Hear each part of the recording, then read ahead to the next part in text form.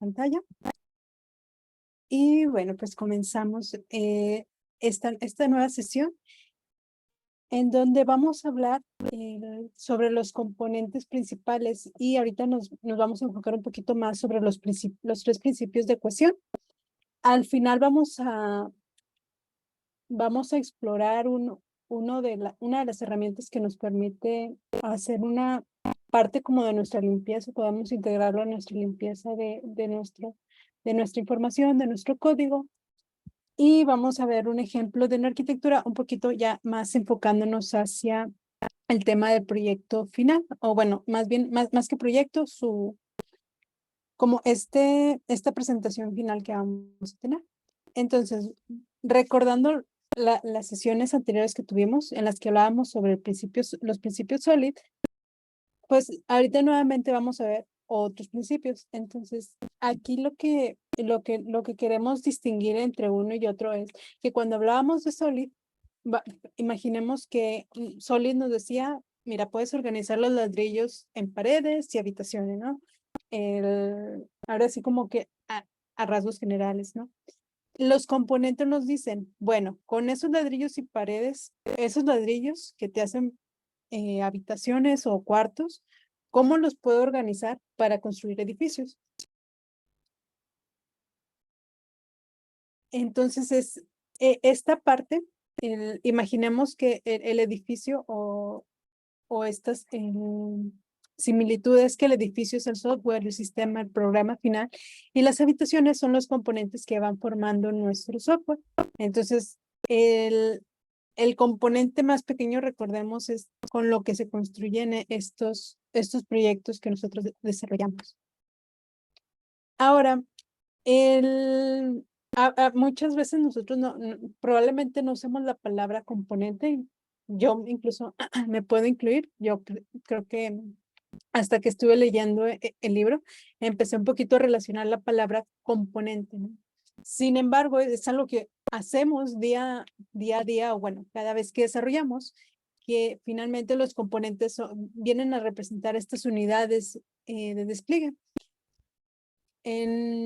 Pero no los imaginemos como funciones como tal, que eso puede llegarnos a confundir, sino que este conjunto de funciones que nos genera un componente funcional, o sí, la palabra es funcional, nos lleva a hacer un sistema, ¿no?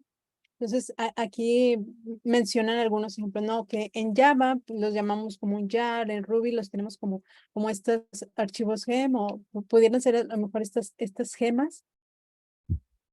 En lenguajes como C son estas segregaciones binarias que generamos, y bueno, pues entre otros, ¿no? Cada lenguaje nos permite generar estas unidades de despliegue. En interpretados, por decir, en Python, pues son agregaciones, estos archivos fuentes o estas librerías que llamamos a nuestros programas. Ahora, ¿por qué es importante o por qué es importante que podamos enlazar estos componentes?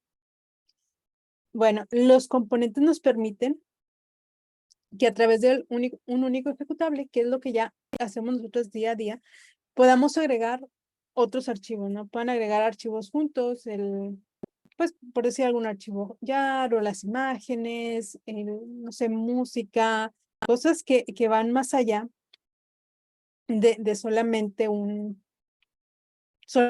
despliegue, ¿no? Al final esto es lo que permite su composición.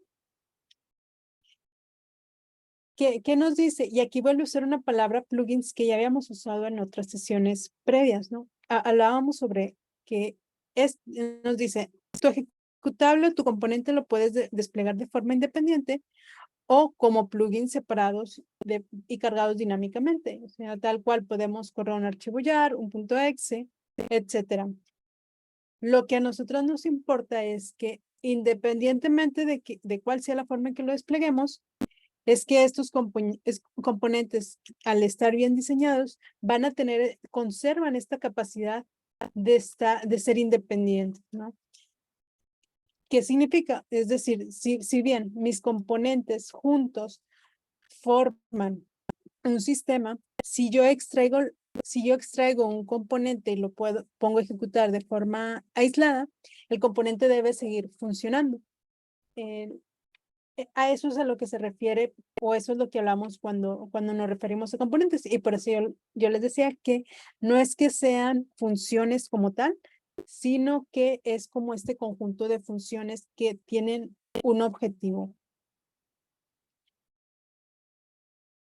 Para, para entrar un poco al tema de los componentes, es importante, y el por qué se le dedica un capítulo entero a hablar de componentes, hablar de estos temas, es que allá hace muchos, muchos años, por allá de los 70, 60, cuando les contábamos esta historia les contaba esta historia, dábamos un repaso sobre cómo han ido evolucionando los lenguajes de programación, etcétera. Parte de esa evolución va también arraigado este tema de cómo es que al inicio de los tiempos, cuando apenas estábamos empezando a tener computadoras, la forma en la que se hacía el desarrollo o la programación era a través de control de ubicación de memoria y disponerlo en los programas. Alguna vez creo que ya les comenté, ¿no? Cómo es que si nos ha tocado tal vez trabajar en C, cómo es que hay que ser un poquito más cuidadosas en ocasiones para asegurarnos de que no estemos ubicando mal la memoria o haciendo uso o haciendo mal uso de memoria, ¿no?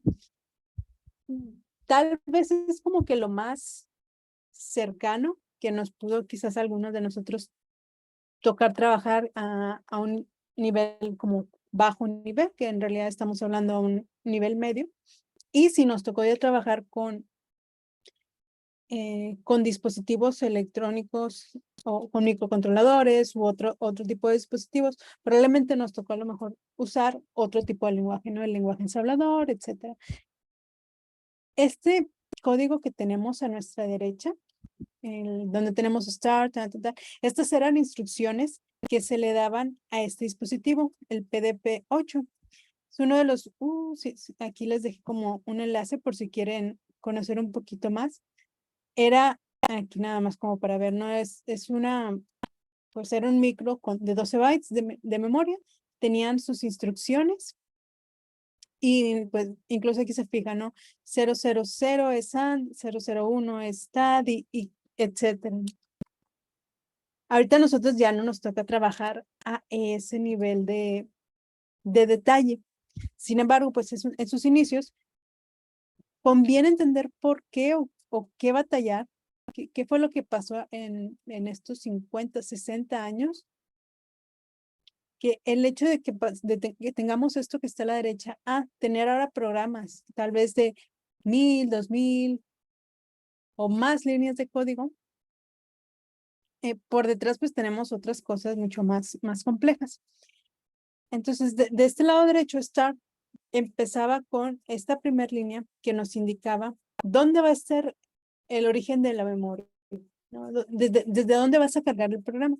Entonces, por eso como que este asterisco 200 es en esta dirección vamos a empezar a cargar el programa.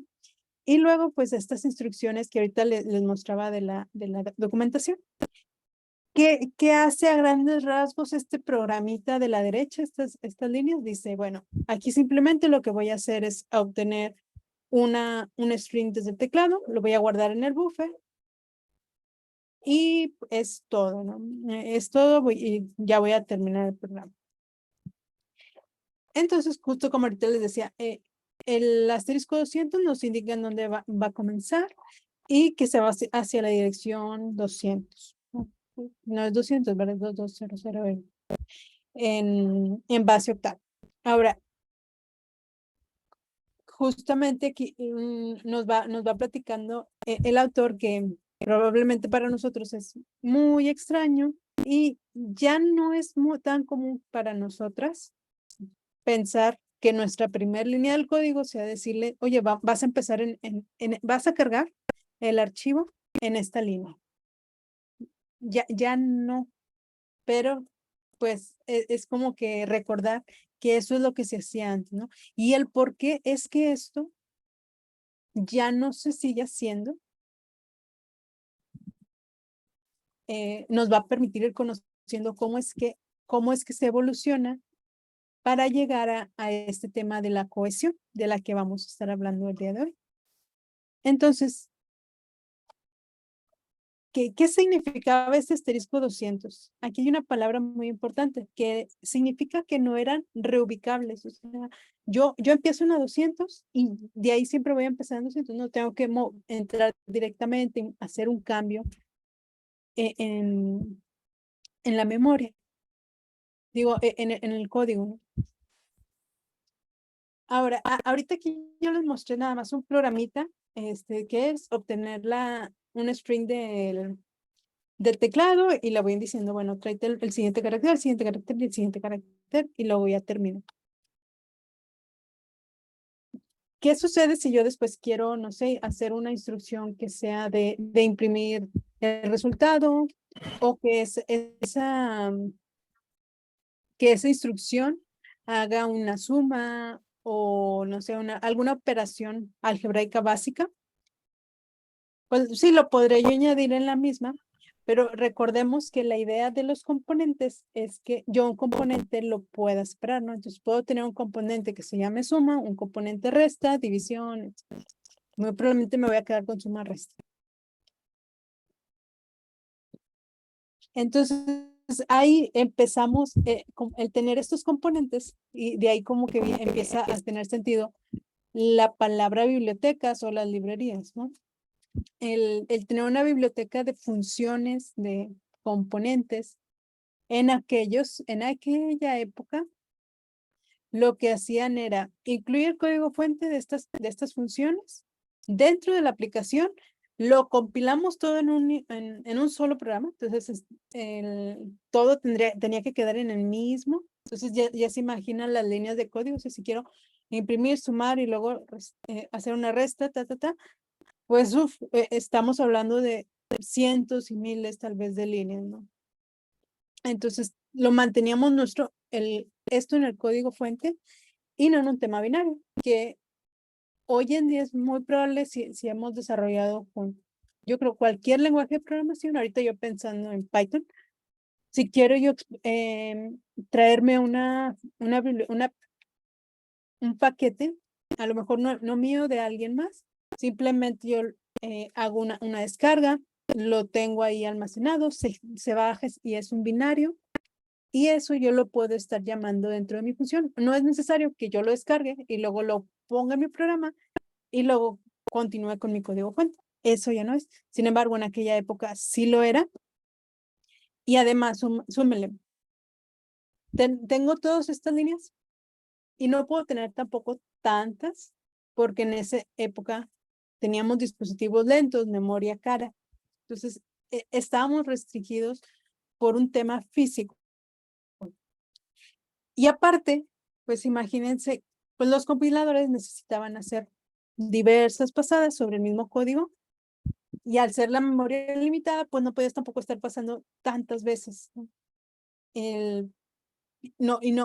Más que tantas veces, pues en memoria se carga el código, entonces no puedes cargar muchas cosas en memoria porque también es limitada. Entonces, era como que una de las fue de las limitaciones, grandes dolores de cabeza de aquella época que permitió ir evolucionando lo que fue el software. Entonces, justo como les iba diciendo, ¿no? Al ser tan lento pudiera llevarnos a tener horas de espera para simplemente compilar un programa grande. Digo, ahorita si hiciéramos una computación, probablemente no es tan grande, pero en aquella época sí. ¿Qué empezaban a hacer entonces los programadores de aquella época? En aquella época empezaron empezaron como a separar el código. Ahorita, como les decía, ¿no? Si antes todo lo tenías en un solo archivo, lo separo el código y empiezo a formar las bibliotecas, estas funciones de aplicaciones o estos componentes. Entonces, ¿qué es lo que hacían? Ok, voy a agarrar la parte que hace suma y lo voy a guardar lo voy a separar y ya voy a guardarlo dentro de mi biblioteca, un archivo que se llame suma, lo voy a compilar y eso me va a generar una ubicación de memoria. Bueno, esa compilación es un binario y ya lo tengo en una dirección conocida. Imaginemos que ejecutamos un archivito. No me acuerdo qué es lo que nos genera un punto exe. Ahorita se me fue la onda. No sé si en Cell compilamos un programa en punto exe, creo que, más bien, si en Microsoft compilamos un programa C, creo que genera un exe.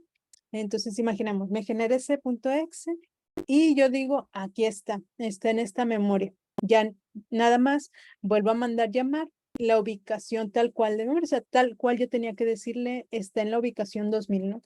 Para poderle decir en dónde empezar. Si recordamos 200, ahí teníamos que hacer.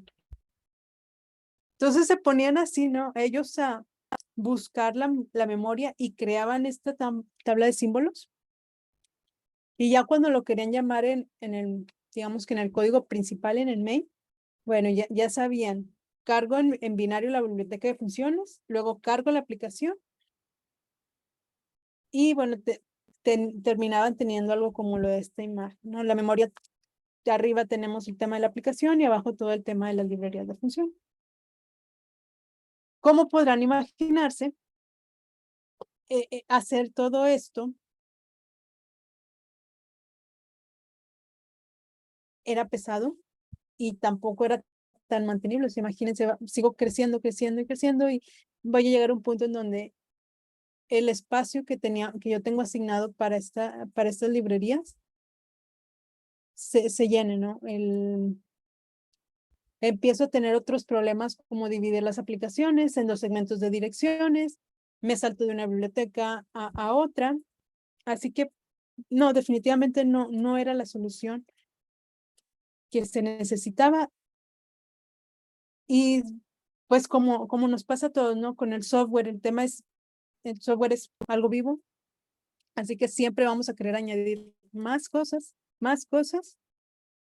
añadir más espacio. Entonces, si necesito añadir más espacio, significa más memoria, más disco duro, más dinero, que, pues como les decimos, y incluso el espacio, bueno, no era accesible para todas las personas. ¿Qué hicieron? La solución en ese momento fue decir, vamos a tener binarios reubicables. ¿Qué significa? Ya pasamos por el tema donde tenemos todo cargado en memoria. Después compilo el código, guardo en una libretita o algo así como una libreta, en dónde está en memoria, en dónde empieza cada uno de mis ejecutables. ¿Y ahora qué es?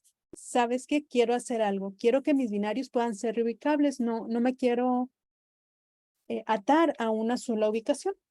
Entonces, ¿qué es lo que empezaron a generar? Empezaron a generar que los compiladores pudieran ser un poquito más inteligentes, ubicar en la memoria mediante este cargador inteligente o este linker, esto que vamos viendo aquí. Esta imagen de la derecha es más como de un tema de sistemas operativos, entonces, si bien es de sistemas operativos, el que lo tengamos aquí nos dice que es como que algo que ya se quedó dentro de lo que hacemos todos los días y que para nosotros es muy transparente. Entonces ya voy levantando como estas banderas donde le digo al linker o a este enlazador, este cargador, dónde están cargados los datos y dónde quiero alterarlo para cargarlo nuevamente como en la dirección que selecciones. A pesar de eso, como quiera, se tenía que seguir añadiendo la dirección de inicio a cualquier dirección de referencia en la memoria en binario. Pero pues ya es como un primer paso el poder tener estos binarios reubicables y ya le permitía a la persona que estuviera programando darle paso a este linker y decirle, oye, yo quiero cargar la biblioteca de funciones, pues no sé dónde, pero yo te voy a decir en dónde y en dónde voy a cargar la aplicación. Entonces ya no me tengo yo que ir a preocupar dónde tengo cada una, sino yo te voy a decir en dónde. Y el hecho de que enlace o este enlazador aceptara varias entradas binarias y las cargara en memorias, ya permitía ahorrarse muchos de los procesos que tenían ahí. Ahora, ¿qué otra cosa se tuvo que modificar de este compilador? Bueno, dentro de estas modificaciones, así como vemos aquí que están en el enlazador que tiene, bueno, otros objetos, otras bibliotecas, y qué es lo que después genera, bueno, este programa ejecutable, este cargador. Entonces, lo que haces es, modifico el compilador para emitir los nombres de funciones y ya los voy guardando como metadatos en el binario reubicable. Y aquí empezamos a hablar de algo que no había mencionado, ¿no? El tema de metadatos. Y es importante, para mí es muy curioso porque vamos conociendo un poquito cómo es que va funcionando un compilador. Entonces, si alguna vez digo, si aquí alguna le ha tocado hacer un compilador, o si tiene la teoría, estaría muy padre poderlo compartir. Pero con esto igual y nosotros ya podemos ir conociendo un poquito más. Y a mí se me hace muy interesante porque yo he conocido que en algunas universidades parte de sus proyectos finales es la generación de un compilador. Entonces aquí nos da como que una idea de, bueno, sabes que el compilador ahora va a poder generar información de la información. Voy a tener el nombre de la función y saber dónde está ubicada en memoria esa función de forma automática, sin que el programador tenga que estar al pendiente de él. Y bueno, pues lo que se hace es, si me llaman, yo como compilador voy a emitir ese nombre como una referencia externa. Y si en el programa definimos una función de la biblioteca, entonces el compilador que tenía que hacer, vamos a emitir igualmente ese nombre como una definición externa. Así que, ¿qué es lo que permitía? Permitía acá, cuando yo tengo el cargador, este cargador de abajo, el cargador ya tendría estas bibliotecas del sistema y estas otras objetos, bibliotecas que estoy enlazando.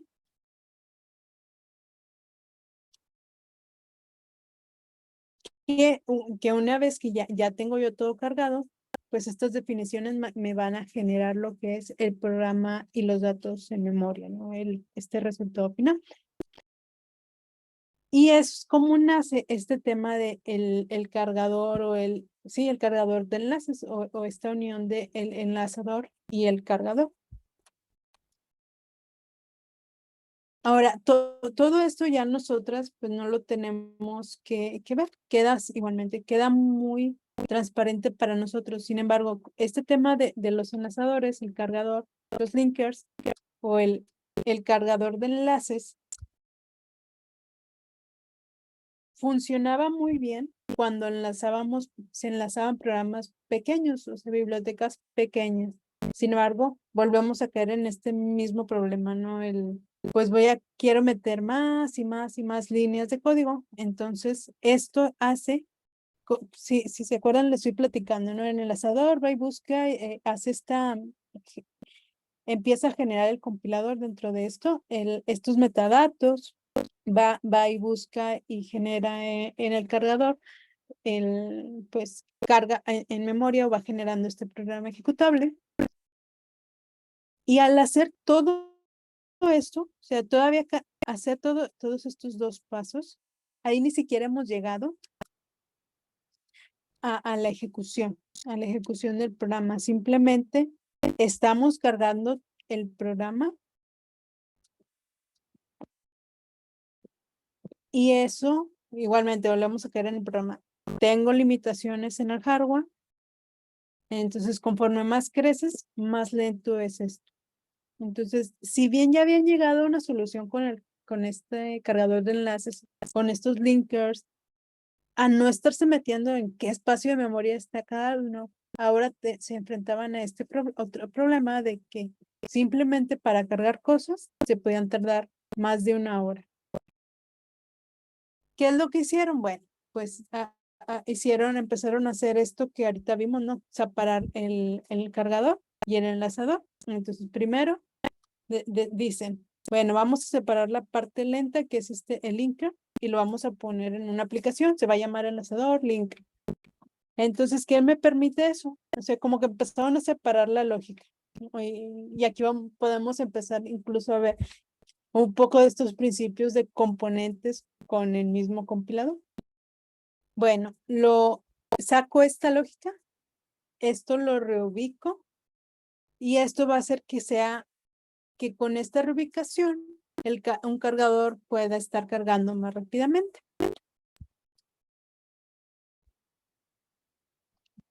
Así que esto, en lugar de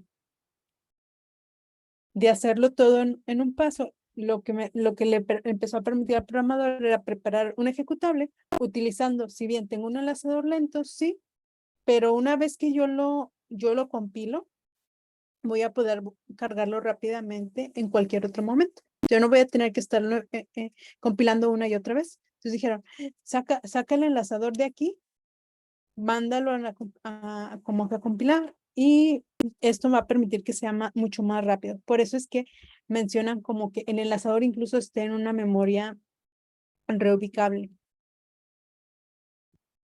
Luego, pues ya vienen, estamos hablando que en los 50, 60, todo eso pasó, llegan los 80, y en los 80 se empieza a trabajar en C y otros lenguajes de alto nivel. Entonces, conforme más lo haces más cercano el lenguaje a nuestro lenguaje, vamos siguiendo esta línea, ¿no? Añadir más código, hacer más grande la funcionalidad.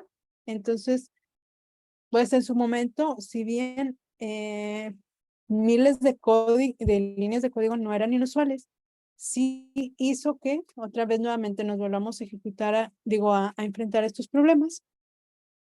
Entonces decíamos, bueno, tenemos la compilación que de cada módulo, que si lo vemos de forma individual, sí es rápida. Sin embargo, yo compilo un componente, compilo otro componente, otro y otro. 10 componentes. Y ya una vez compilados, pues ya están funcionales. Sin embargo, si yo quiero mandar llamar a todos esos en la función principal o en el programa principal, pues esto hace que sea un poquito más lento, y hace sentido, ¿no? Porque estás llamando a otros módulos. Sin embargo, pues en aquella época esto todavía hacía que fuera más lento. Entonces volvíamos a tener el problema de que ya lo habíamos resuelto y otra vez, ¿no? Estamos hablando de horas y horas. Y ahí, pues ya nos enfrentamos a un tema de un cuello de botella, tiempos de compilación y enlace lentos. La carga es rápida, sin embargo, compilar el programa, el superprograma, y generar el enlace, pues ya lo volvía lento.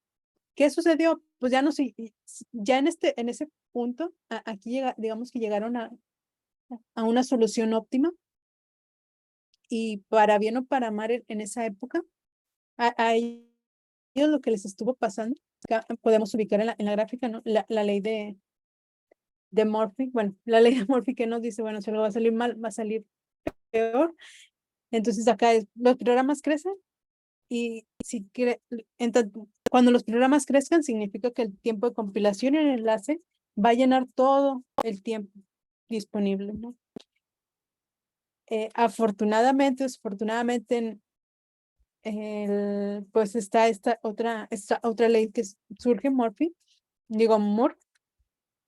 y en donde pues podemos ver que lo que pasó fue que los ordenadores empezaron, la memoria empezó a decrecentar su valor, o sea, muchísimo más barato, y empezamos a tener ya ordenadores de 1 megahertz a 100 megahertz, y bueno, ahorita pues creo que ya vamos en 3.2 gigahertz o algo así. A lo mejor me estoy diciendo una ridiculez, pero bueno, ya no es comparable la cantidad de memoria que teníamos hace 50, 60 años con la que tenemos hoy. Entonces, si se fijan, aquí ya no estamos hablando, ahí en ese momento se estaba limitado por el hardware. En ese momento dejó de estarse limitado por el hardware, permite que el tiempo de enlace, o sea, tengo más memoria, bueno, tengo más RAM, y esto me permite que la solución óptima que yo había encontrado pueda correrse en cuestión de segundos y vuelve a ser como que la idea de que un cargador de enlaces sea viable con lo que ya se había resuelto en ese momento. Entonces, con todo esto que yo les he compartido, como que tenemos un componente, otros componentes, y vamos generando estas bibliotecas que después podemos compartir y más, que ahorita muy probablemente la mayoría de nosotras hemos utilizado alguna biblioteca compartida o biblioteca que no fue desarrollada por nosotras. Ya todo esto, que ya lo mencionamos en las primeras sesiones, le empezamos a llamar la arquitectura de plugins de componentes. Recordando que era un plugin que era que podemos conectar, desconectar. Esto es como el componente, ¿no? El componente es algo que yo puedo poner, le agrega funcionalidad. Si se lo quito, no me rompe el programa entero. Simplemente le estoy quitando una funcionalidad, pero no le estoy quitando código, no sé cómo decirlo, o sea, no le quito y se rompe. Esa es la idea, esa es la idea. Si lo quitamos y se rompe, pues bueno, hay que hacer una revisión de nuestro código. Probablemente nos enfrentemos a este tema de que está acoplado. ¿Sí? Entonces, como conclusión, lo que lo que nos dice el autor es, pues sí nos ha costado, sin embargo, llegamos a un punto en que ya esta arquitectura ya ni siquiera nosotros la pensamos, ¿no? O sea, ya es como que, no sé, me voy a descargar una librería de Python para procesamiento de imágenes. La descargo y la empiezo a utilizar. En lugar de preocuparme que tengo que añadirla, cargarle y todo lo demás. Entonces, hasta aquí. ¿Alguna de ustedes quiere hacer algún comentario, alguna duda o algo? No sé si ya habían ustedes conocido un poquito más de este tema de la historia o el cómo es que fue evolucionando, ha ido evolucionando el software para poder tener este tema de componentes. Y ahorita vamos a ver por qué es tan importante estas palabras que he usado en todas las sesiones de acoplamiento y cohesión con esta sesión y la siguiente.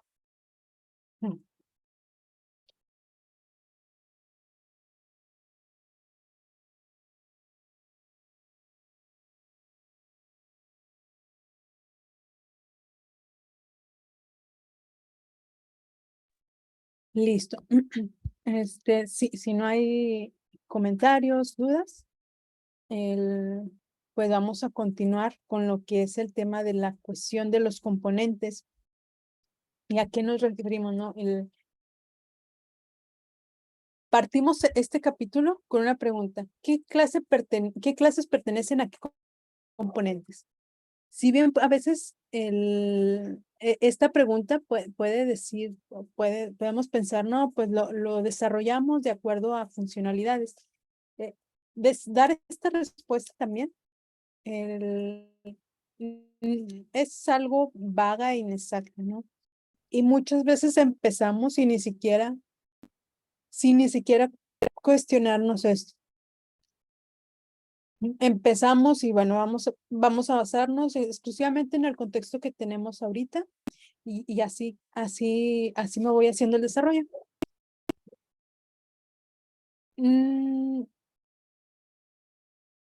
No sé si ustedes tengan un ejemplo, yo me gustaría mencionarles un ejemplo que yo creo que vamos a poder estar usando en toda en toda la sesión, el resto de la sesión, en donde me toca hacer el desarrollo de una funcionalidad a un código. Es manejo de datos, es decir, extraigo datos, transformo estos datos y los vuelvo a cargar en otro lado. Entonces yo para extraer, ¿qué hago? Voy a una consulta no sé, a base de datos. Vamos a usar algún lenguaje de tipo ANSI SQL. Esta información ya cuando la extraigo, la voy a hacer una transformación. A lo mejor utilizo ahí alguna librería de Python como Pandas para esta transformación, este procesamiento de datos. Y finalmente, esta información, digamos que me dicen, quiero que le envíes que tal cual lo cargues en, no sé, en una base de datos tipo de memoria caché. No sé, simplemente quiero que envíes notificaciones push a la lista de usuarios que extrajiste. Bueno, imaginemos que esto no es un proyecto, no es un proyecto de inicio, perdón, es un proyecto que ya tiene su tiempo. No les estoy planteando como que me dio un escenario que sí es cierto. Esa transformación yo la envío o sea, una memoria que no es necesario que esté, no es necesario quiero más que nada una base de datos de tipo llave valor. Es todo. Tú dime cuál es el user ID y a lo mejor dime qué mensajito quieres que le mande. Bueno, ¿qué sucede? Imagínense que yo empiezo a trabajar en eso y yo me arranco como si el proyecto fuera nuevo. Bueno, me arranco como si el proyecto esté nuevo, pero el proyecto ya lleva 2 años. Muy probablemente muchas de las funcionalidades que yo voy a crear ya fueron creadas por alguien más. Y así sucede, ¿no? Cuando son proyectos nuevos, probablemente no. Lo que vamos a hacer es uso de librerías, en algunos casos librerías de terceros, y en otros vamos a empezar a generar nuestras propias bibliotecas, nuestros propios paquetes, con funcionalidades principales que vamos sabiendo que se repiten. Entonces, ¿por qué se dice que esto se toma y muy seguidamente, yo me incluyo, de formado? Pues más que nada yo tengo mi contexto y así lo desarrollo. Eso creo que es parte como no creo, es parte del mindset o como el cambio de paradigma de nosotras que vamos teniendo, de solamente pensar en, bueno, este es mi contexto ahora, bueno, ¿esto para qué va a servir o esto hacia dónde se va a orientar en cómo va a ir creciendo? ¿Cómo es que esto que yo voy a desarrollar puede complementarse con esta otra, con todo lo que ya existe de tiempo atrás o a futuro? El,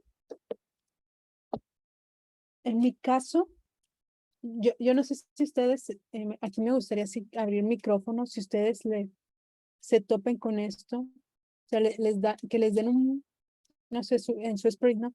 Aquí esto te va a tocar desarrollar. ¿Qué es lo que hacen ustedes? Sí, me gustaría escuchar a Ana, Belén, a Brenda y Wendy también si quieren.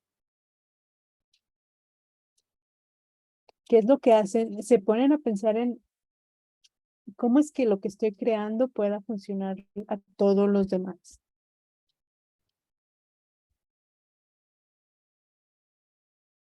Pues yo puedo compartir ahí. Creo que hay dos maneras en las que me dan una tarea en el sprint. Una es una tarea y creo que en esa queda muy claro, ¿no? Si me dicen, tienes que asegurarte de meter esto al código, ¿no? O de manejar este error, ¿no? Creo que esas son muy claras, pero me parece más interesante cuando nos dan un problema a resolver. Y creo que en ese caso es a lo mejor donde tenemos más oportunidad de pensar en esto que estás comentando, de, bueno, qué soluciones tengo a la mano y cómo se relacionan con lo que ya está ahí y con lo que puede venir en el futuro. Sí. Brenda, tú eres desarrolladora back, front, Yo soy back, ahorita estoy haciendo una migración a la nube de un sistema, así como tú dices, un ETL, ¿no? Entonces, eh, estoy haciendo un lift and shift o pues nada más tratando de implementar exactamente lo mismo, pero que corre en la nube. Entonces, ahorita más bien soy un administrador de sistemas. órale. Entonces, pero, ¿y este sistema ya lo tienen funcionando? No en la nube, sino en donde lo tenían previamente. Sí, exacto. Y lo puedes considerar como un sistema legacy. Tiene mucho tiempo funcionando y es gigante y tiene muchas dependencias. Ah, ok. Ay, qué divertido.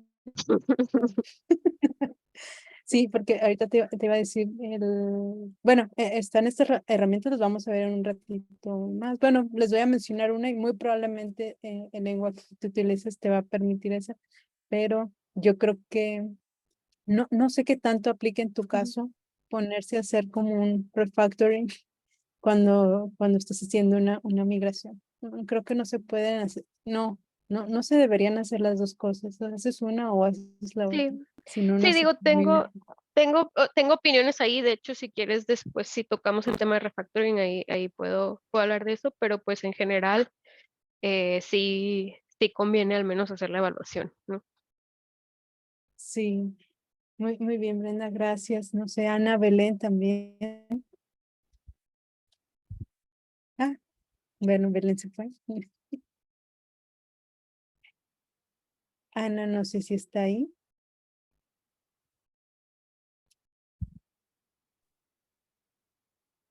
Sí, sí, estoy.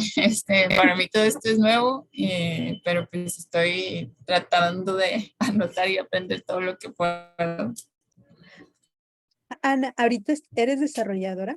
Yo estoy, sí, yo soy full stack, soy back y front. Yo actualmente desarrollo, bueno, estoy apoyando utilizando Visual Basic y C Sharp, también MVC. Hasta ahorita, pues, am, ¿cómo se llama? Pues lo más tradicional posible es lo que estamos haciendo. Queremos dirigirnos hacia microservicios, pero pues yo estoy aprendiendo un poquito de todo. Entonces, este, pues, no sé, absorbiendo todo lo que puedo de aquí también.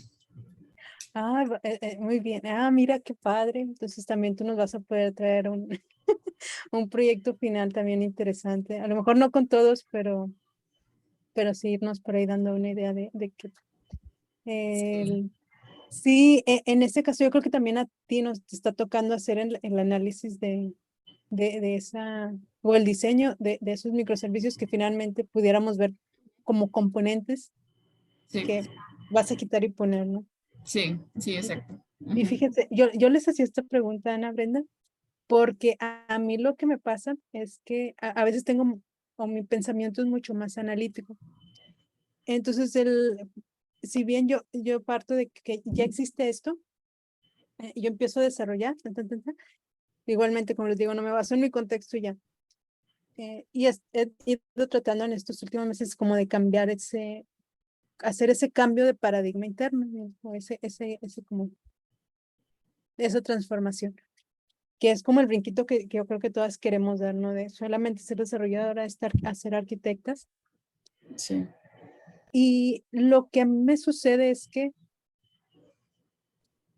ahorita Brenda mencionaba el tema de refactorización, es que yo empiezo un programa y voy desarrollando estas funciones, voy extrayendo funciones y voy diciendo que esto que aquí está, lo voy separando y empiezo a sobrepensar quizás en que, bueno, esta función nos puede servir para hacer otras cosas y mis funciones van generando clases. Entonces, digamos que creo que es un problema. Bueno, Ujú. eso pedí así como que consejo. Ya medio ahí lo voy manejando, pero el tema es que a veces como que sobrepensar de más hace que lo que veíamos al inicio, que era que los tiempos a corto plazo se incrementan. Es más lento. Entonces yo estoy como por esa fase, ¿no? Voy lento, lento, porque lo que quiero hacer es que sea después como que quito, pongo y jalo y esto y ya, en tres patadas después saco lo demás. Pero ahorita yo estoy en esa fase donde, oh, es que sé que esto nos va a servir. Sí, está interesante como que mientras estás diseñando ese tipo de cosas, balancear el principio de mantenerlo simple, el keep it Ajá. simple, y el mantenerlo escalable. Sí. Está padre y creo que es algo que nos enfrentamos probablemente también, este, Ana, pues diario, ¿no? Cuando te dan tus tareas. Sí, sí, sí. De hecho, es la finalidad, por eso queremos, porque hacen muchos programas o sistemas a la medida. Entonces, hay muchas unidades que a lo mejor tienen como que la misma lógica o reglas de negocio, pero no saben y tienen un chorro de programas por todas partes y bases de datos. Entonces, queremos centralizar y, como mencionas, es hacerlo escalable para, para poder reutilizarlo y modificarlo de una manera más rápida. Sí, Sí, yo sí, ahí, digo, yo ahí a lo mejor agregaría que pues a veces hay que let it go, ¿no? O sea, a veces hay que aceptar eh, que no todo va a ser eternamente escalable, ¿verdad? O sea, a veces hay que aceptar que hay algunas cosas que no podemos resolver ahora, también para mantener la velocidad del producto. Y en otros casos, también incluso aceptar cosas manuales, ¿verdad? No tenemos que implementar todo en software como parte del sistema. También hay veces que, pues, un rol como el mío de administrar el sistema, pues, tiene sentido en el corto plazo y después agregarle. No sé Ujú. qué piensas tú en eso, Luis. justo, Brenda, me acaba de pasar algo así en estas últimas 3 semanas. Como el desarrollar algo uy, me tengo que, no es la solución automatizada que yo quiero. Sin embargo, justamente creo que usaste unas palabras clave, ¿no? La velocidad del producto. Entonces, si bien hay que sacrificar ahorita algo a- al, al tema inmediato, yo sí estoy de acuerdo en que, pues más que nada ya estamos encaminadas a este tema de, ok, no lo voy a dejar así. En el futuro lo que quiero es generar un componente de esto, pero pues en este momento quizás me voy a remontar a los inicios de la historia y voy a empezar a hacer cargo todo desde cero. Tengo mi Superman genial para liberaciones que son así de que pues ya lo tienes que hacer. Recordando como este concepto de que, pues, qué es lo que voy arrastrando, ¿no? Apuntarlo, esta deuda técnica que voy arrastrando para el Odín del futuro, como se suele decir. Exacto, o para la pobre mujer que se va a quedar con tu trabajo en el futuro.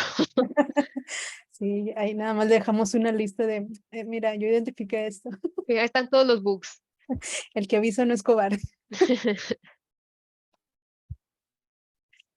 Sí, pues bueno,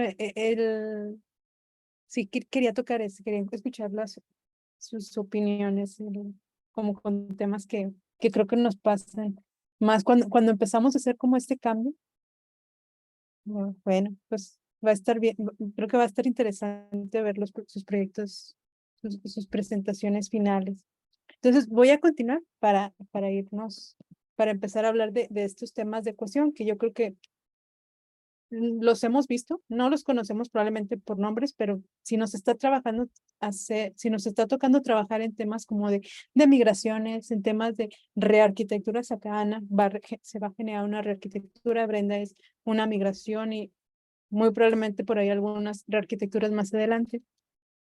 Estos principios de ecuación, recordando que nos mencionan estos tres, que es el principio de equivalencia, de reutilizar, o sea, algo muy común que quizás las tres, o entre de aquí las cuatro estamos familiarizadas, reutilizar, liberar, ¿no? El cierre común y reutilización común. Cierre común es cuando yo lo vi, se me hizo como que el menos, bueno, como que no lo había escuchado. Reutilización es más sencillo de relacionar con algo que hacemos día a día. Entonces, ¿qué nos dicen o qué nos sugieren estos principios? Y al final vamos a ver como que la triada de estos tres y tengo dos, pero sacrifico uno o conforme voy creciendo, voy escalando, me voy acercando. Me voy haciendo para los otros dos, pero voy dejando a otro. ¿Qué nos dicen? Bueno, equivalencia, reutilización, liberación es simplemente esta granularidad poder reutilizar es el granulo de liberar, ¿no? Ahorita yo les comentaba, la idea cuando yo trato de estar haciendo estas funcionalidades, estos se me va el nombre, estas clases y de estas cosas que después se hacen librerías, pues es agilizar las liberaciones, ¿no? Y aquí pudiéramos caer en algo que nos dicen, bueno, parece que es obvio, ¿no? Que lo hacemos y sin embargo cuando lo vemos hacia atrás, nosotros cuando queremos reutilizar componentes de software, no puede y no lo hará, a menos que estos componentes puedan ser rastreados a través de este proceso de liberación. Y liberación es tal cual lo que hacemos, no hacemos releases, a lo mejor cada finalizar cada sprint y se reciben estos números de liberación. ¿Cuál es el problema con este? Como reutilizar y liberar. Y yo he visto que sí está pasando. O nos pasa si trabajamos en equipos más grandes. Vienen y nos dicen, o nos ponemos todos a trabajar. Sin embargo, y por eso es que nos dicen, no, reutilizar y liberar. Entonces, aquí nos dice, no es simplemente que si no hay liberación, no hay forma de garantizar que los componentes que estamos haciendo puedan ser reutilizados. Y la palabra también clave aquí es que sean compatibles entre sí. Entonces, imagínense, yo estoy realizando este componente y lo estoy haciendo, yo estoy en mi mundo y no estoy asegurándome que si estoy modificando quizás un componente de alguien más, que tanto lo esté impactando, si sigue habiendo una compatibilidad. Entonces, el hecho de que nosotras necesitamos saber cuándo se va a producir nuevas versiones y es necesario también que sepamos qué cambios van a traer esas nuevas versiones. Y esto creo que es parte de lo que nosotros pudiéramos empezar a hacer, como si vamos encaminándolos hacia allá, es en donde yo estoy, lo que hacen es como reuniones de arquitectura antes del sprint. Oye, ven, platícame qué es lo que vas a hacer. Ven y preséntame la arquitectura o el diseño del sistema, la funcionalidad que se te encargó, ven y preséntala. Y así, todos reunidos en el equipo, sabemos que esta persona va a hacer esto, va a generar estas funcionalidades y yo puedo empezar a ver, incluso en los temas cuando estamos viendo backlogs, etcétera, nos podemos dar cuenta, oye, yo voy a generar esta función que probablemente a ti te va a servir o vamos a estar generando las mismas funcionalidades. Eso sí me pasó y yo creo que a ustedes también les ha pasado. Me pasó que estábamos en el equipo y éramos, pues en el equipo, 2 programadores iban a hacer una funcionalidad de hecho me pasó a mí, más bien una era complemento de la otra y se iban a poner al mismo tiempo. En este caso, con el producto, no había una prisa de que salieran las tres, salieran las funcionalidades al mismo tiempo. Podía salir una encadenada de la otra. El hecho de poder conocer qué es lo que que lo que va a hacer el compañero es un resultado de lo que yo estoy haciendo y que va a reutilizar, que en realidad estamos utilizando los mismos datos, permite que las funcionalidades generemos como se vaya generando esta librería o esta concatenación de proceso.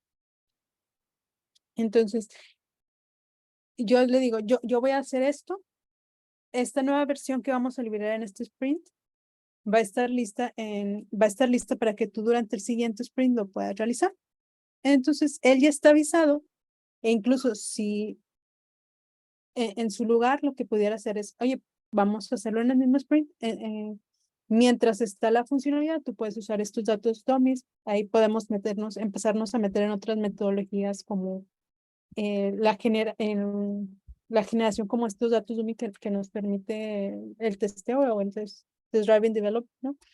Genero mis test primero y después voy yo metiendo a lo mejor información de momento que no es real, sin embargo, pues hace que mi programa siga funcionando. Y en ello ya no duplicamos funcionalidad, nos estamos documentando, estamos notificando y estamos generando componentes que nos sirvan a ambos y que incluso puedan servir más adelante a otros desarrollos. Entonces, aquí sí se fija, no estamos hablando como de una técnica de programación, sino es es como entre la comunicación que establezcamos, entender un poquito más el contexto de lo que es del producto o de lo que se vaya a querer realizar.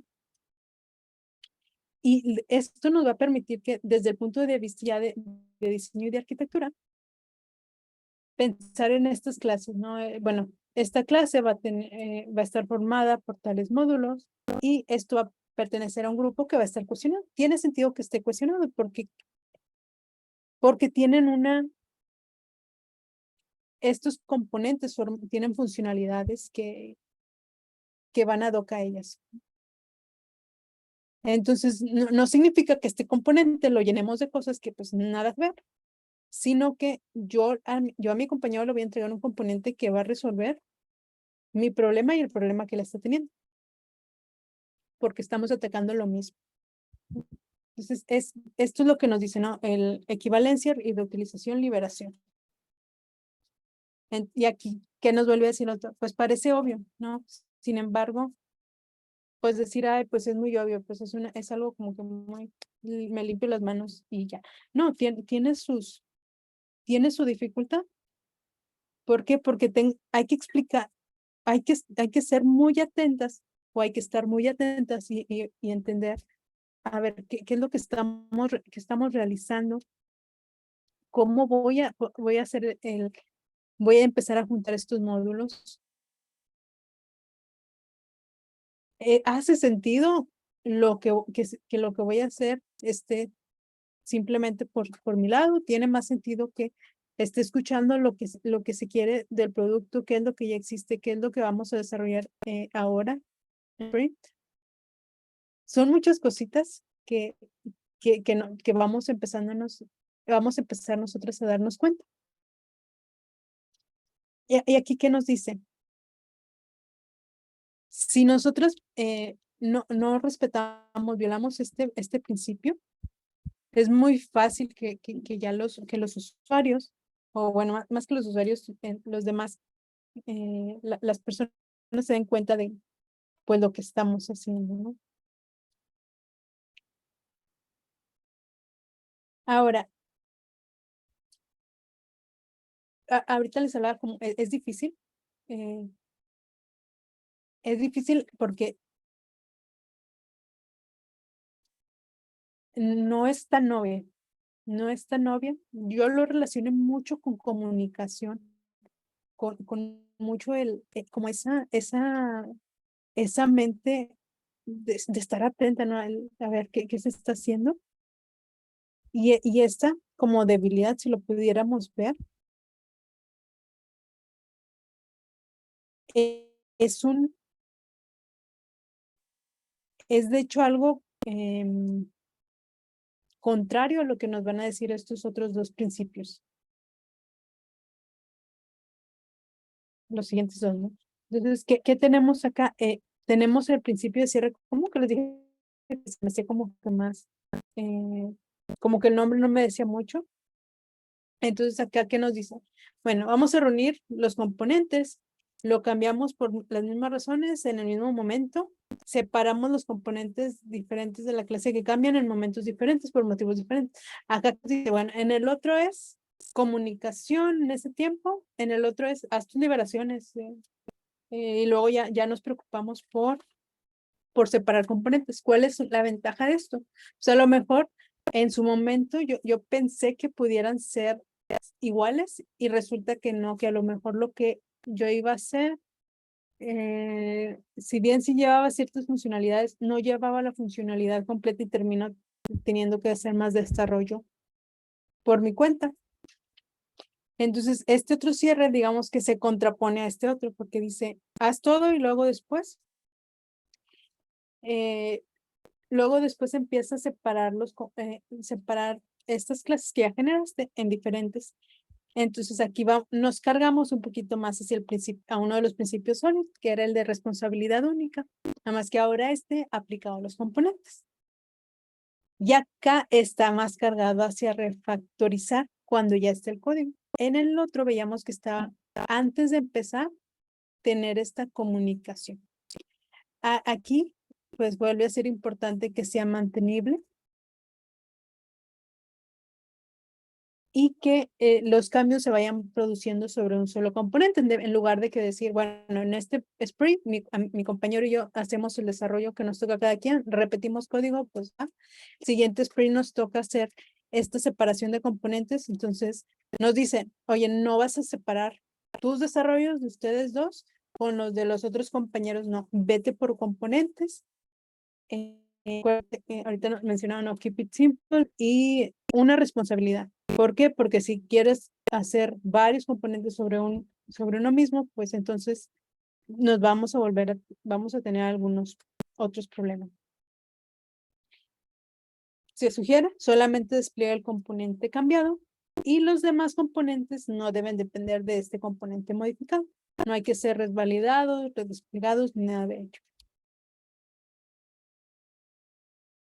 Entonces, aquí nos pide este principio de cierre común, reunir todas las clases que puedan cambiar. Imaginemos, entonces vamos a crear yo me lo imagino en un super archivo, ahí están todas las clases que van a cambiar. Y si están vinculadas, pues vamos a separarlas, que siempre cambian, entonces pertenecen a un solo componente y ya jalamos esas dos clases a su componente. Esto va empezando a minimizar esta carga de trabajo, revalidar y redistribuir el software.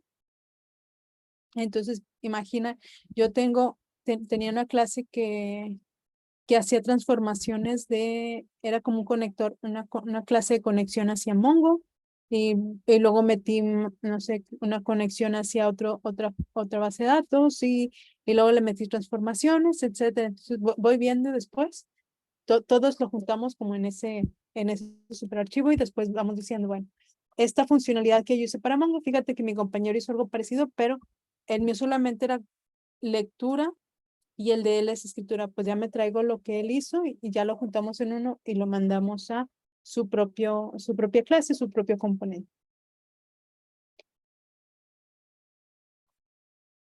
Y aquí el tema de que sea cierre se relaciona con el otro principio, con otro de los principios, ¿no? Abierto y cerrado, ¿no? Debe estar cerrado para modificarse, pero abierto a que podamos ampliar, ¿no? Digamos que lo mío fue de escritura y lectura, y el día de mañana vienen y dicen, pues ahora que pueda crear índices. Bueno, pues vamos a incluirlo, pero recuerden, no voy a volver a modificar o no debería yo de estar volviendo a modificar. Entonces, aquí, si se fijan, por la forma de la estrategia de este principio, no sabemos en realidad si en realidad va a estar 100% cerrado a la modificación. No tenemos la certeza, pero sí deberíamos empezar a pensar en estrategias. Eso sí ya depende de nuestros propios análisis. Y esto, fíjense, y ahorita les decía, como que no me hace sentido, pero yo suelo sí seguir más entre este principio de aquí, el de equivalencia, y el principio de cierre común. Eso me pasó hace un par de semanas. Generamos como un conector de Mongo ay, se me fue la palabra. PySpark, un tema para carga de datos con Mongo y hacer un conector para enviar la información. Bueno, hicimos ese y solamente leía. Sin embargo, para la siguiente liberación nos dimos cuenta, bueno, leía y hacía escritura. En la siguiente liberación nos dimos cuenta que requería de cierto ajuste para que la información no se fuera cargando de forma tan rápida. Entonces, esa idea de que estuviera cerrado ya no está así. Ya tenemos que hacer un cambio para que la información que estemos enviando sea cargada por partes. Y era algo que en su momento no se pensó de esa forma. Entonces, si bien sí está cerrado un poquito su modificación, y así fue lo que se buscó, pues como todo pasa, ¿no? En temas de producción, te vas dando cuenta o vas viendo que en realidad quizás esa solución en su momento, si bien fue ideal, puede mejorarse y debe mejorarse porque está saturando un tema por ahí de memoria. Entonces,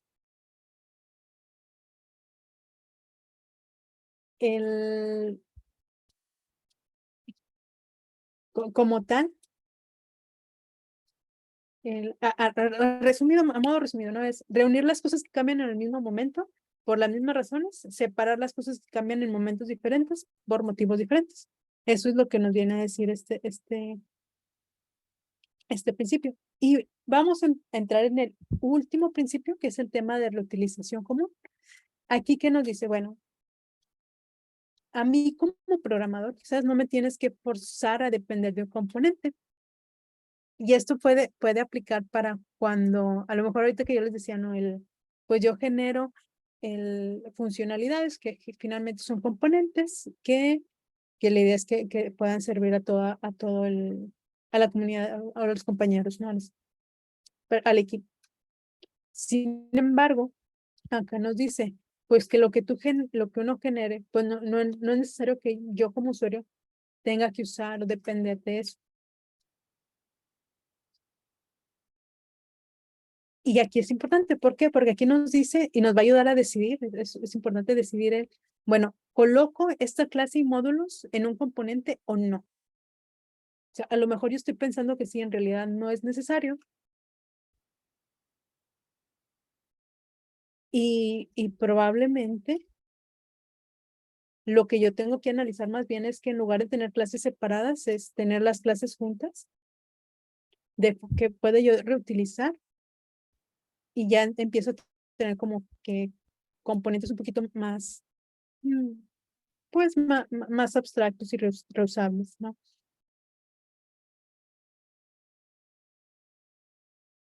Y aquí nos marca, ¿no? Un ejemplo tal vez sencillo es, tenemos una clase contenedora, tiene iteradores que están asociados a él, y esta clase se reutilizan juntos porque están completamente acoplados. O sea, una contiene, no sé, los archivos y la otra va iterando sobre estos archivos. Pues, pues ahí sí ni cómo separar una de la otra, no convendría separar la clase y los iteradores. Entonces, nos dice, mejor ponlas todo en el mismo componente. Sin embargo, ¿qué nos dice este principio? Nos dice algo más, que además de las clases juntas, más bien nos dice que las clases no debemos mantener juntas en un componente. Entonces, es cuando un componente utiliza otro, se crea una dependencia de los componentes. Y aquí va relacionado con lo que decíamos al principio. No tengo que forzar yo a mi usuario, a mi programador, a que una cosa dependa de otra. A lo mejor más adelante, o sea, sí en el contenedor de archivos, pero ¿por qué necesito yo que esté asociado a un iterador? En realidad, quizás no lo necesito. Entonces aquí es, si no los acoples, no los acoples, o sea, dejarlos separados. Y a mí como usuario, déjame decidir si quiero que sea contenedor o iterador, es lo que sé. Y entonces, aquí si se fijan, estamos cayendo y es por eso es que les mencionaba que el principio de equivalencia, reutilización, liberación, como que entre ellos o eliges dos o eliges dos, o sea, tener los tres es complejo. Este principio de reutilización común se relaciona con el ISP, en donde nos aconsejaban no dependas de clases que tienen métodos que no usamos. Entonces acá es no dependas de componentes que tienen clases que no utilices. Entonces es no dependas de cosas que no necesitas, pero no sabes si no lo necesitas. Entonces ahí es donde tenemos como este diagrama de tensión de la cohesión de componentes. Entonces, en uno nos dice, es el tema de mantenimiento, el otro es para reusar y el otro nos dice, no dependas de cosas que no. Entonces, ¿en qué parte del espacio tus componentes van a caer? Entonces, si nos quedamos con los de arriba, lo que nos va para allá, nuestro punto de vista va a ser que voy a tener releases innecesarios. Si nos quedamos con el grupo de reusar y de evitar necesarios releases, pues voy a tener a lo mejor muchos componentes que cambian. ¿Por qué? Porque decidí que no, pues decidí que iba a hacerlo de esa forma, no reutilizarlo.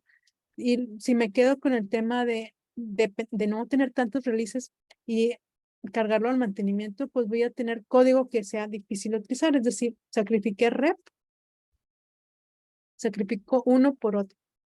Entonces, ya cuando los empezamos a ver, vamos a tener, ¿no? Si yo me concentro solamente en uno de reusar y el otro de mantener, entonces nos vamos a dar cuenta que nos vamos a ver afectados cuando hagamos cambios pequeñitos. Sin embargo, si yo me centro en quiero que sea mantenible y ay, perdón, pues sí, que uno u otro, entonces vamos, en CRP, entonces voy a tener muchas versiones que no necesito.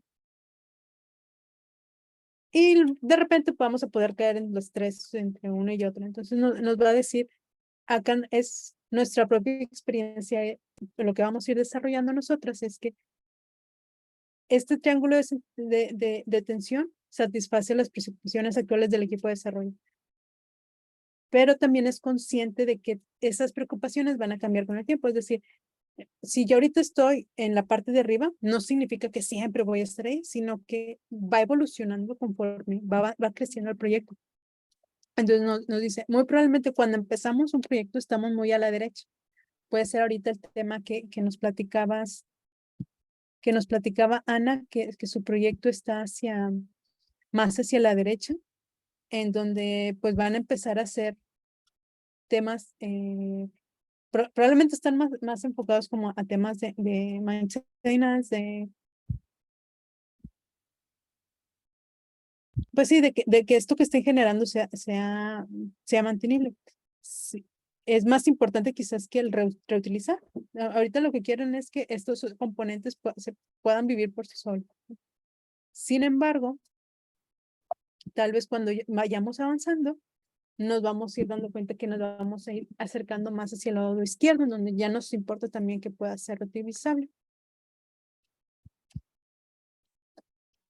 Entonces, aquí ya es más como en cómo va a crecer y cómo vamos desarrollando el proyecto. A lo mejor la etapa en la que se encuentra el equipo de Ana está en temas de maintenance, pero la etapa en la que se encuentra el equipo de Brenda está en temas ya más como de reutilizar, de evitarse cosas innecesarias, ella trabajando en una migración. Entonces, es como que muy curioso empezarnos como a dar cuenta de estas cosas que pueden parecer bien obvias, pero en realidad no. Sí, a lo mejor, y creo que esto nos puede dar también una idea. Ahorita la pregunta que yo les hacía, a lo mejor yo cuando lo analizaba, muy probablemente yo estaba enfocada mucho en temas de reusar. Sin embargo, en realidad el proyecto no se encuentra todavía para que estemos reusando tanto, sino está como en pues, liberaciones y libera y después vámonos cargando a reusar. Eso como que me da una idea de que, ok, sí necesito dedicarlo, pero también necesito apuntarle para la yo del futuro, que tengo que hacer esta reutilización, esta refactorización, ¿no? Entonces, pues bueno, la partición que es apropiada hoy puede no ser la mañana el año que viene, así que la composición de estos componentes, valga la redundancia, puede llegar a tambalearse como lo estamos haciendo, la forma en la que lo hacemos hoy, y mañana ya no va a servir, vamos a tener que migrar. Y por aquí yo les traía una de las herramientas que estuve empezando a probar, que se llama Cohesión. Ahorita lo corrí con Python 8, es una librería que existe acá, que tiene Python, no tiene tanto. Y bueno, acá lo que nos dice, o esta herramienta, si están con otras, creo que por ahí mencionaba, Maven es una para Java y no me acuerdo cuál es otra. De los elementos, cómo dividirlos. Y acá, si bien no me dice, oye, divide tu código así, lo que me va a decir pues este paquete, esta otra librería, me va a dar un porcentaje de cómo yo pudiera o qué tan bien separado están mis funcionalidades. Entonces acá ya no lo voy a correr, ya lo había corrido. Tengo este proyectito que se llama filtros y esta clase lo único que hacía era recibo una imagen, la aclaro, la paso a negativo, la paso en blanco y negro. Y aquí tiene sus funcionalidades. Entonces, para esta parte yo dije, pues voy a ver cómo está. Acá me arroja, bueno, sí, sí, sí. Probablemente no entra tanto de detalle, eso no me gustó, por decir, esta parte se repite. Entonces, a lo mejor en lugar de que fuera eso, me debió haber dicho, oye, puedes cambiar este código, porque en realidad la única diferencia que hace aclarar imagen negativo y blanco, bueno, blanco negro no, pero aclarar imagen y negativo, lo que hacen esas dos, incluso la imagen original, es a esta le añades un número y a esta le restas un número. Pues, ¿sabes qué? Mejor pásamelo como parámetro y yo me encargo de hacer el procesamiento de imagen. Blanco y negro es un poquito más tricky porque tienes que definir, pero incluso también pudiera ser en su propio blanco y negro. Luego le puse esta otra que es para temas de vertical pan. Digo, la estuve probando apenitas. Acá no me da información y si fija, no me da ni siquiera información, ni siquiera hace el esfuerzo porque todo es como que la función principal, no hay mucho que se pueda hacer. Después tengo esta otra que es la de una de imagen módulo y para esta sí me dio por ahí algunos temas, o sea, por ahí me dice, oye, te falta definir estas variables, pues hay cosas que puedes mejorar, que no estás reutilizando, que puedes separar. Y al final me dice, oye, pues este es tu porcentaje. Quizás el que yo implemente esto ahorita en mis proyectos, tal vez no es del momento, ¿verdad? En proyectos que voy iniciando. Me pareció interesante esta librería para proyectos ya que estén más avanzados o incluso más adelante que sean como parte de la revisión de cuando yo hago algún commit o algo, oye, parte de que el commit vaya con una semántica. También revísame qué tan cohesivo es este código, ¿no? Que todo, que todo vaya como a lo mejor un 100, un 80%. Y luego, bueno, pues esa era una, y por ahí les dejaba por si querían, aunque estas son PHP, entonces no. Quería utilizarlas para que pudiéramos, que ustedes pudieran verlas y decir, bueno, mira, podríamos a lo mejor factorizar así o qué tan cohesivo se ve el código. Creo que ya no nos va a alcanzar mucho el tiempo. Con lo De que, hecho, Ludimay, tengo un comentario. sí. ¿Cómo dices que se llama la herramienta? Mira, para Python se llama cohesión. Déjame lo pongo Ok. aquí. Sí, de hecho, lo único que quería mencionar es que justamente te conviene empezar tus proyectos ya con eso, porque si te esperas a evaluarlo después ya en el pull request o lo que sea, pues te pierdes de toda esa información importante, ¿no? De cómo hacerlo más cohesivo, que tenga más sentido y que esté de acorde a las mejores prácticas de tu lenguaje de programación. Entonces, este tipo de scanners, que es un code scanner, se me hace bien padre hacerlo desde donde estás developeando, ¿no? Ya sea Jupyter aquí o donde sea que estés haciendo tu código. Sí, fíjate, yo también ahorita sí lo pienso, si pudiera ser, es que el detalle aquí es que habría que definir a lo mejor un threshold, o bueno, un rango en donde, bueno, ¿con qué porcentaje?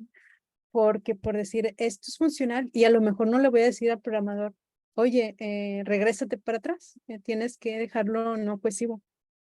Creo que pudiera ser como que parte de los de acuerdos que se puedan llegar con el equipo y decir, bueno, para el primer release, a lo mejor un 60%. Sí. Pero para los siguientes, a lo mejor nos vamos por una estrategia, libera y después refactoriza. Para la segunda ya tienes que llevar el 100 o algo así. Si pudiera ser interesante.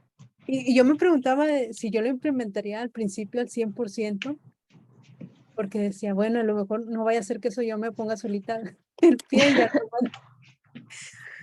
Sí, de Pero hecho, estaría yo no interesante. le pondría 100% incluso en producción. O sea, yo viniendo del background de producto, a mí sí me dice 75%, hasta se me hace alto, ¿no? En producción, porque otra vez, yo no quiero que te metas el pie, o sea, pensando desde el punto de vista de producto, yo no Ujú. quiero que te metas el pie y no me entregues un feature que a lo mejor puede tener mucho valor para el cliente, ¿no? Entonces, yo me iría con pues ponte tu 40%, pero que sea sugerido, ¿no? Que no sea, que no te detenga tu deploy. Sí, y yo estoy también de acuerdo con ello. Estaría interesante ver cómo, si alguna de nosotros lo empieza a aplicar, Ujú. ver cómo lo llevamos a cabo. Y ahí se los propongo luego a mi equipo a ver cómo, a ver si no solita me meto el pie, pero, pero bueno. Pero sí, porque sobre todo luego yo les ando corrigiendo de que decir, oigan, separen este código, podemos refactorizar este código. Ya si alguien más se lo revisa, pues mejor. Eso como quiera se queda aquí en la presentación, por ahí les dejo este código que en realidad no es tan difícil. Ustedes pueden, si tienen algún código en Python, lo pueden también revisar. Bueno, anuncios para la siguiente sesión. La siguiente sesión, la idea es que vamos a cerrar componentes y estamos con componentes. Cerramos lo que es, pues todos los temas, digamos que básicos, por decirlo de alguna forma, o los temas que necesitábamos para entrar a arquitectura. Entonces, hasta ahí vamos a hacer un tema de evaluación de conocimiento. La idea por ahí es que empiecen ustedes a ver el tema de su presentación final. Ahorita me platicaba Sana y Brenda proyectos bastante interesantes que están ya haciendo. Entonces, va a ser algo sencillo, yo me lo imaginaba más como estos temas de arquitectura, no le metan nombres si no quieren, más bien invéntense la información ahí, tratando también un poquito de ofuscar lo que vayan a compartir. Y no hemos visto, pero por ahí les voy a encargar que se vea como el tema de las catas para irnos dando una idea de cómo podemos presentar el proyecto. Ya creo que catas no lo vamos a alcanzar tan a ver así padre como quería con un blog y todo eso, pero sí como para ver que vean estos son unos rusos que van resolviendo una cata de arquitectura y es más o menos lo que nosotros vamos a estar acá viendo en la última sesión. Entonces, nada más recordando, la presentación final es diseñar, documentar una arquitectura de software. Si se puede, que se implemente este prototipo, puede ser si es que se puede, se implementa, si no, no pasa nada. Y pues esta presentación que haremos ante nosotros. Aquí traía el tema de equipos. Sin embargo, pues creo que, digo, si quieren ustedes pueden reunirse, si no, puede ser uno a uno por temas de mantener la privacidad de los proyectos, o si quieren agarrarse de otra, pueden también agarrarse alguna cata y esto traerlo a la sesión. Y bueno, ya la siguiente clase vamos a ver acoplamiento. Acoplamiento es un poquito más, es un poco más extenso, por eso no lo puse aquí, es casi también una sesión completa, o es una sesión completa, mejor dicho. Y ya ahí sí vamos a ver más técnicas o más que técnicas, más principios que no hemos cubierto acá en la sesión. Entonces, bueno, pues eso es todo lo que les traía para la sesión de hoy. Ah, bueno, les iba a mostrar este tema. Este es uno de algo así más o menos es lo que podríamos estar viendo en la sesión final. Esta es la arquitectura de un proyecto y acá pues, simplemente es un poquito estoy usando entre funcionalidades o más que funcionalidades, servicios de Amazon y por el otro lado, a muy alto nivel, bueno, que va a ser cada una de estos componentes que voy a tener yo aquí, hacia dónde se están conectando, desde dónde estoy recibiendo la información y por ahí tengo algunas preguntas, pero eso son para mi cliente. Entonces eso lo podemos ignorar. más o menos así es como ustedes pudieran empezar a plantearse su proyecto. No tiene que ser, pero ahí Ana nos decía que quieren migrar todo a microservicios, no tienen que traer todo. No, igual y puede ser con uno o dos de esos. Y Brenda, pues también sé que tienes un sistema legacy, entonces tampoco es necesario que se traigan otro. Pueden decidir modelar deciden modelar un componente y con eso estaríamos bien, uno o dos componentes si quieren. Y ahora sí, eso es todo por aquí.